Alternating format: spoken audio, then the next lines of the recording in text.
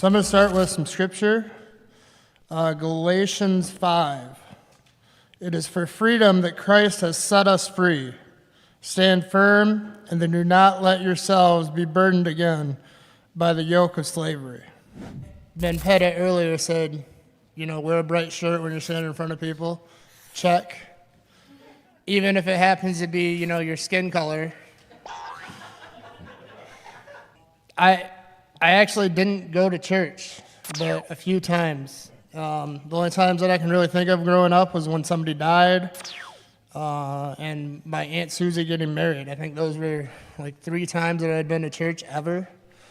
Both of my parents ended up being disabled. My dad was born with a club foot and had many surgeries before he even got out of the hospital.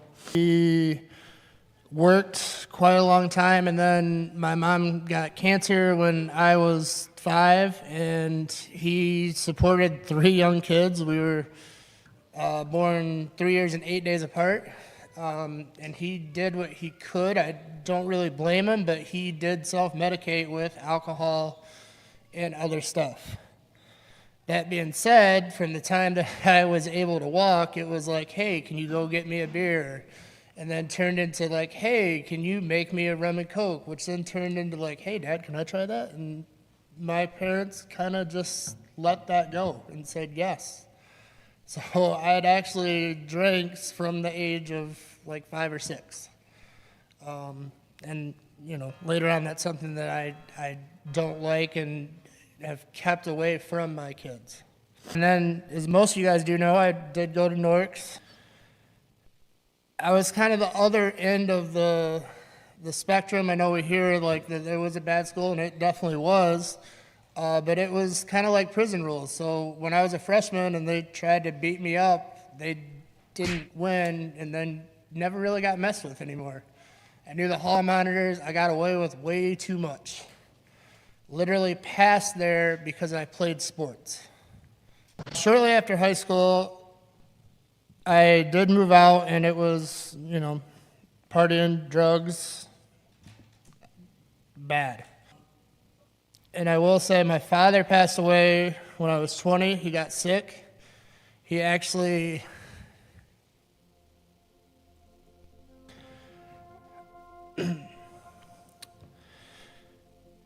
he was able to come home with hospice.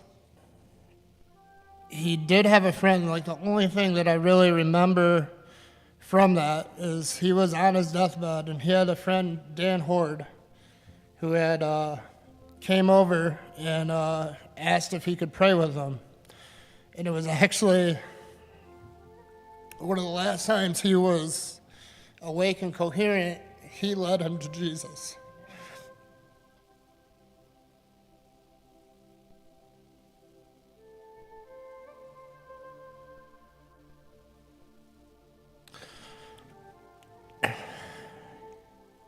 So I am thankful to say that I will see him again one day.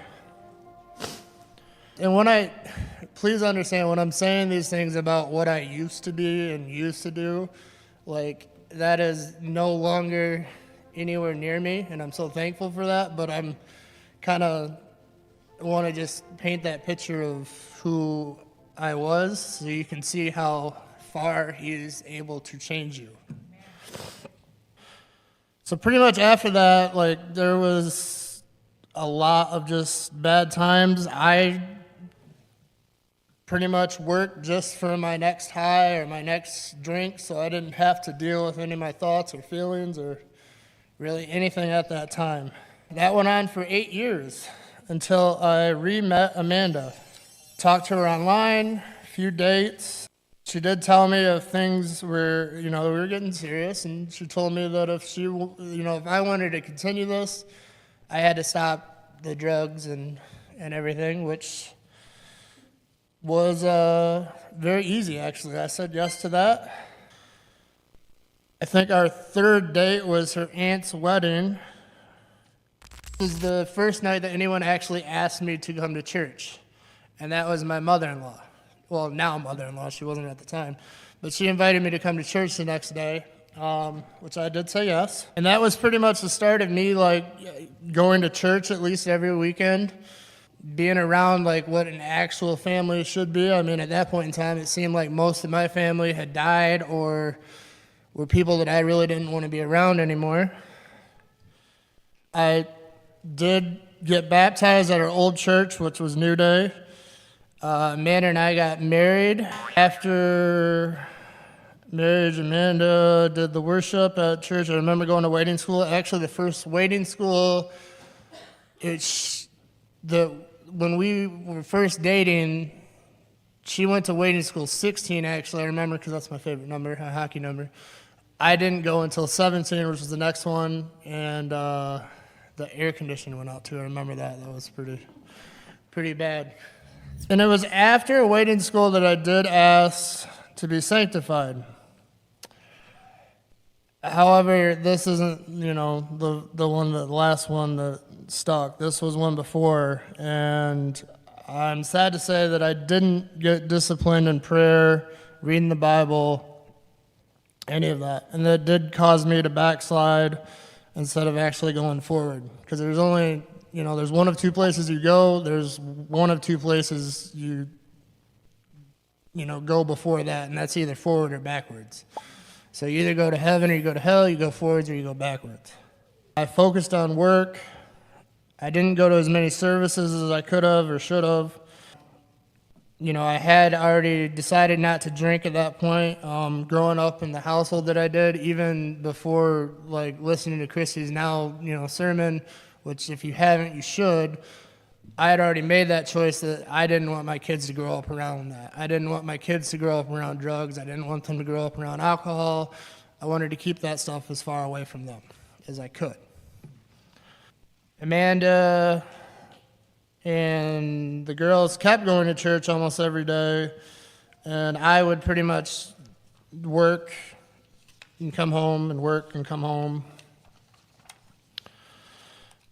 And then we got to a waiting school, I forget which number it was, but July 30th, 2022 is when I actually got sanctified and it actually stuck. My wife went up and was praying at the end of service at the altar call. I went up and started to pray, and I had my eyes shut. When I opened my eyes and looked back, it looked like the whole church was behind us praying. Thank you for that. That you can't do anything without prayer. And now looking back on that time and noticing that was one of the times when I had so many people backing me in prayer. Thank you. Elaine came up and asked if she could speak. She worked with us. At that point in time, I did give everything I had to him. I prayed for sanctification. Since then, I've not sinned. And I promised that I would pray and read the Word, which I do still to this day. Every day I get up as early as possible. I promised that I would go forward, and I promised that I would say yes to everything that he asked me. And I don't know if you guys have realized that, but if Elaine asked me to do something, if Diane asked me to do something, or anyone in here asked me to do something, it's typically a yes. That's why. I was pretty much at the highest point I'd been in my life that day, and then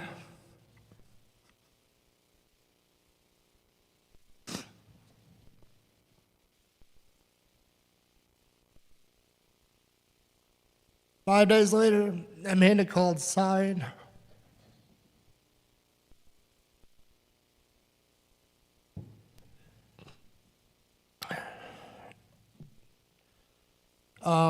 That was the day that they got the news about Ezra's kidneys. And I remember just calming her down, and I was like, oh, we got this. We got the whole church. I literally was fasting every day until I got home. I would pray every day. I did everything that I could in my power to try to change that. And where we didn't get the outcome that we were hoping and praying for, that did teach me how to pray and how to fast.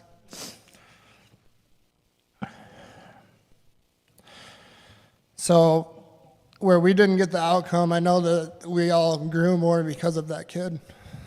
And I'm so thankful. Since then, I got my local minister's license. I still fully undecided on what that means I should do. I know that I'm pushing forward for whatever it is, though, as I'm taking classes, waiting for my grades. It's weird when I think back, because I've been checking all day because I've been done with this most recent class, and they could not grade anything, and I still have a B without doing, with having the last work ungraded. But it's kind of crazy coming from Norks, where it was like, oh man, all I got to do is get a 2.3 and I can play football and then basketball, or hockey. And now I'm sitting here with a 4.0, like, come on, hurry up and grade my stuff so I can see.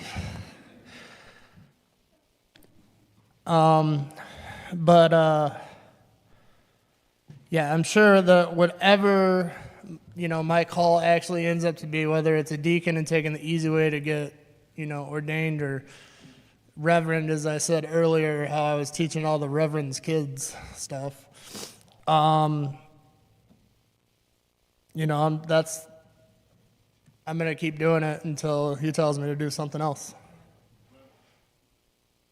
And I would recommend anyone that, hasn't decided to do better and to change and stop, there's altars on both sides that are always open.